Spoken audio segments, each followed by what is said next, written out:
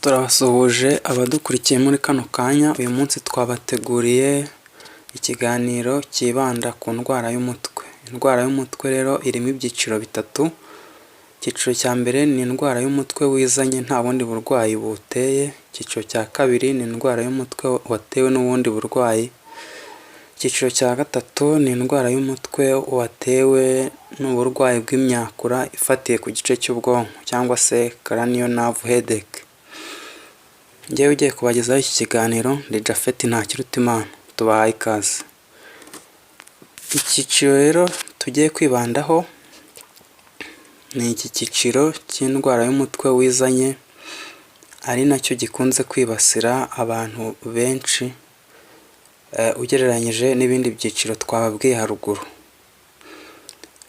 Iki cyiciro rero n'ubundi kirimo amoko agera kuri atatu. Ubwoko bwa mbere aribwo bakunze kwita migraine cyangwa se migraine headache. Ni ubwoko bw'umutwe w'uruhande rumwe cyangwa se igihe uba uribwa uruhande rumwe, bikunze kugaragazwa cyane no kumva ufite isesemi cyangwa se ureba ibikezikezi cyangwa se ukagira ububabare bwinshi igihe uhuye n'urumuri rwinshi, aribyo nanone twakwita gutinya urumuri rwinshi. Ibi bishobora, uyu mutwe ari wo twise migraine ushobora guterwa na stress, imyivumbagatanyo y'imisemburo. Aha twatanga ingero nko ku bagore bakoresha imiti yo kuboneza urubyaro, cyangwa se nanone uyu mutwe ushobora guterwa no kudasinzira neza. Ikindi gice cya kabiri muri iki cyiciro twashatse kubabwiraho ni uburwayi bw'umutwe bakunze kwita tension headache. Iki ni cya gihe uzarwara umutwe wumva ari nk'umuntu wakuziritse bande cyane ku mutwe agakomeza. Icyo gihe wumva bikurira mu gice cy'umutwe cyo hejuru. Ibi rero nabyo bikunze guterwa na stress cyangwa se kumara igihe kirekire nta kintu uriye cyangwa se unyweye. Ibi bishobora no kuba ikimenyetso cy'uko ufite inzara. Ikindi, uyu mutwe nawo ushobora guterwa no kugira emotion nyinshi cyane. Uyu mutwe nawo iki ni igishobora kuwutera. Ubundi bwoko bwa gatatu bw'umutwe wizana bakunze kwita cluster headache.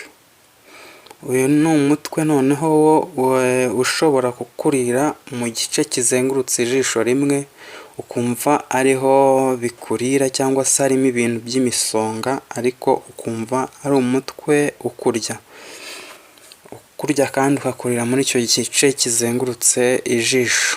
Uyu mutwe rero ushobora guterwa no kuba wanyweye itabi cyangwa se inzoga. Ibyo ni ibishobora gutera uyu mutwe. Muri aya moko atatu rero, amoko atatu y'uburwayi bw'umutwe wizana twabagejejeho ubu bwitwa migraine headache na tension headache na cluster headache. Ubu bwoko nubwo abantu benshi badakunze kwibaza ko indwara y'umutwe ari indwara ikomeye cyane, ariko mu gihe utagiye ngo wivuze umenye ko umutwe wakize neza, buri gihe ukihutira gufata ibinini muri farumasi by'umutwe, ntabwo ari byiza.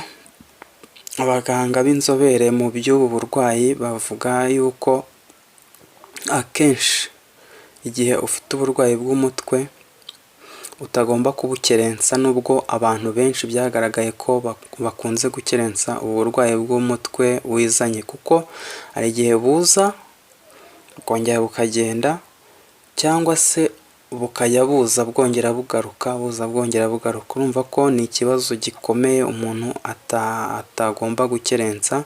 Mu gihe agize uburwayi bw'umutwe agirwa inama yo kwivuza, kwegera abaganga bakamufasha bakamenya niba koko ari ubu burwayi bw'umutwe wizana cyangwa se niba hari ubundi burwayi buri kumutera kubabara umutwe. Ikiganiro rero cy'uyu munsi ni aha tugisoreje, turabashimira cyane kuba mudukurikira, ibitekerezo n'inama zanyu turabitegereje.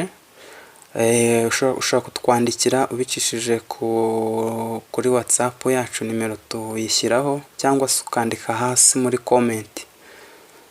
Mugire amahoro.